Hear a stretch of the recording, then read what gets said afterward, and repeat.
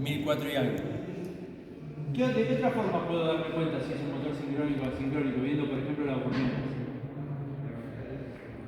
Tiene dos bornes. ¿Y esto de bornes extra, de qué le parece que es? Ah, sí, la bobina del núcleo. motor, que va con continuo, aparte. O sea, el electroimán del rotor que va con continuo lo alimento desde acá. Y estos son las tres bobinas que en realidad vienen acá el principio y fin de cada bobina.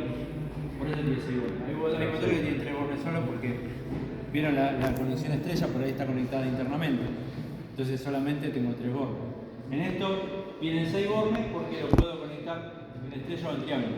Me deja esa posibilidad. A ver, este motor, ¿qué tipo de motor es? No sé si vieron. ¿Vieron de continua? Sí, el motor de continua vieron, ¿no? ¿No? Entonces este es de continua. Este motor, acérquense acá, fíjense la chapa, que son los motores, y díganme qué tipo de motor es, a ver si se dan cuenta. Eso es bueno. De a uno, ¿eh? Dale, vos podés, Diego, dale. Bien, Diego. Dale. Y el otro.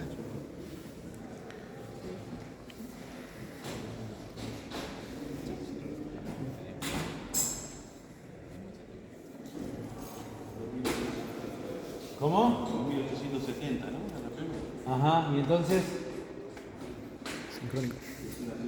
es un asincrónico. Ese es un motor asincrónico, bien. 2 puntos. Entonces, ese motor que es asincrónico es uno de esos dos que vamos a ensayar. ¿Sí? Este tiene... me doy cuenta que es motor asincrónico porque tiene... por lo que me dice la velocidad. Ojo que... ¿Vieron que acá tiene 6 bornes? Sí. Bueno, eso no me indica automáticamente que es motor asincrónico, porque imaginen que en vez de tener estos 2 bornes tuviera un imán permanente rotor. También sería un sincrónico. O sea, lo que me da seguridad de que es asincrónico es la velocidad. ¿Esa velocidad por casualidad es redonda? Es sincrónico. Ah, vos decís si un motor asincrónico redonda no va a pasar. No, pero ponele que, a ver, vos tenés una 3000. Justo que sea por ahí 2900, bueno, no hay. O sea, la velocidad sincrónica tiene que ser múltiplo de la frecuencia, además de ser redonda, ¿no? O sea, 50 Hz, o sea, si la dividís por 50 tiene que haber un número entero. Entonces, ahí te das cuenta que es un. Otra pregunta, tonta. Si este motor lo conecto en Brasil, ¿es lo mismo? Por los 60 la frecuencia, ¿no? Que Sí, entonces ¿qué va a pasar? y cambian las RPM. Va a girar a otra velocidad. Porque tienen otro. ¿Eh? Sí. No, bueno, pero Muy bien, pasaste la prueba. 2 puntos más. Atención continua. Esa alterna. Capciosa esa, ¿eh? Sí, era a propósito. Era a propósito. Está bien. Bueno, que es en alterna, si lo conecto a un país que tiene otro sistema de frecuencia, va a funcionar a otra velocidad. Y eso también va a tener otras cuestiones. Bueno, vamos a conectar este motor. Yo acá traje este instrumento, que creo que lo usamos la otra vez. Con lo cual vamos a medir una sola fase. O sea, yo en un motor trifásico tendría que medir la potencia en 3 fases distintas. Y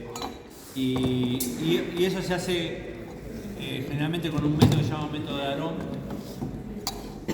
que no lo vamos a hacer acá.